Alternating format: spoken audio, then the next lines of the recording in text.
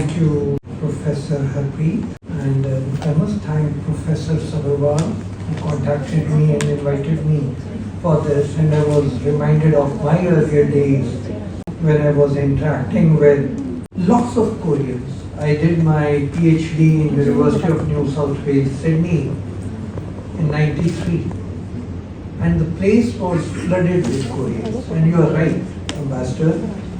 In my own PhD class, not only economics, but as you know, in those universities, PhDs meet regularly. In my own PhD class, starting in '93, I think 40 to 50% Korean students were women, and very forward-looking, and very liberal, and very hardworking. And I totally agree with you.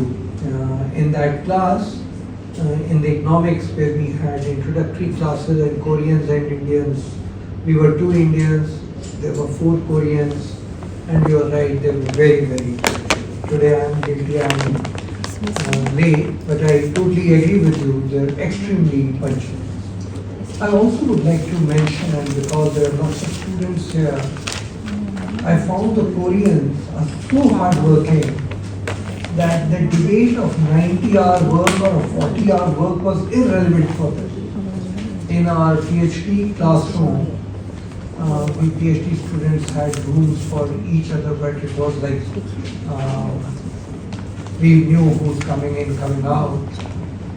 The Korean students would hardly go home, and they would be working round the clock. So university used to have library which used to work nearly 20 hours, and cafeterias which were working 24/7.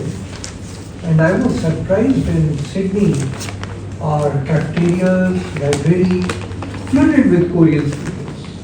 So I totally agree with what you are saying, that Koreans are very hardworking, and we have a lot to learn from. And today I am going to speak on some aspects which will be with this theory. I have myself been part of the Reserve Bank of India delegation. I was wondering, the culture is so common. The family ties, the family concept rubbed on them, and Korea became a great center of innovation and technology. You are right, Professor Harpreet. All of us are familiar with the Samsung telephone. It's a Korean product. And Hyundai cars. Technology and innovation started playing a very key role in the growth story of Korea. And it became visible. The Asian crisis, you know, Korea sailed through very smoothly. And the global financial crisis, another story, Korea was able to safely move through it.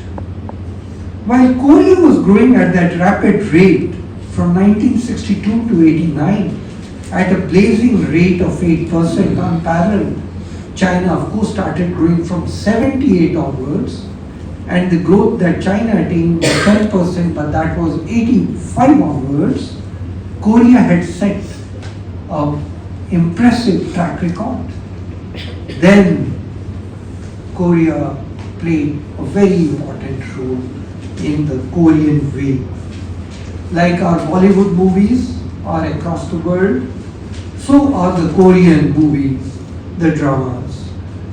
Their cultural way overtook and became the goodwill ambassador for Korea. If you look at the phases of the Korean economy, they lost it after the post-war. They took time to recover. And by the time they stabilized, 1960 onwards, that is when they launched the rapid industrialization phase. 8% growth happened during that phase. They also adopted the 5-year plans from 1962 onwards. We adopted them in 1951. They continued with the 5-year plans till 1996, 7th 5-year plan. And then they shifted to the market-based economy. That means they did not believe anymore in centralized planning. So under the market-based economy, again, their emphasis and thrust was on industrialization, technology and innovation, plus partnerships with countries around them. During this phase of growth, they were building their infrastructure, educational institutions, and human capital. Initial stages of the economic reforms, we were very, very unsure of everything. Actually, till 1993, we were not even able to talk about the exchange rate. It was in a state of flux. It's only by middle of 93, though reforms had started in 91, that we were able to come out with an exchange rate policy. But major reforms actually started sometimes around mid-90s. By that time, Korean economy had already moved into a very mature state. Koreans were sinking about 5% of their GDP in R&D. 5% of their GDP. And we are still nowhere there. So I think the mantra to learn from the Koreans is the investment in knowledge-based economy. From 96 onwards, then they started looking at business environment in their country, ensuring that investment yields results at the earliest. The second issue that they focused on, I've already stressed, is innovation coming from their huge expenditure on R&D.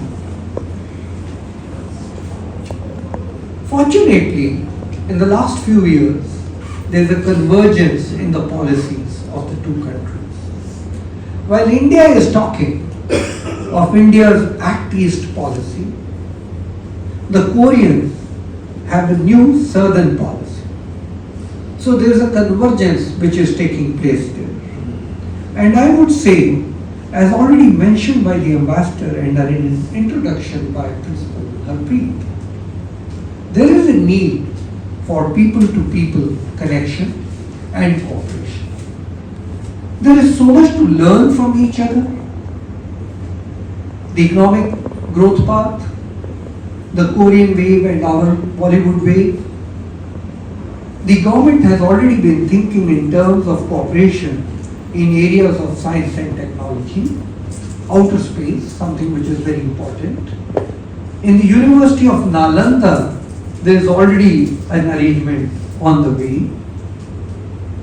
And as mentioned, industry in India is taking lots of help, guidance, assistance and cooperation from Hyundai, Samsung, LG. To that extent, areas of cooperation are very clear. The key area, apart from the automobiles, electronics, digital infrastructure, apart from these three, which I see is most important for India, is the AI. Korea is leading in AI. And I think in India, we need AI in a much more effective manner. Effective in the sense, should we just go for AI in all sectors? Should we be selective given our young demographics?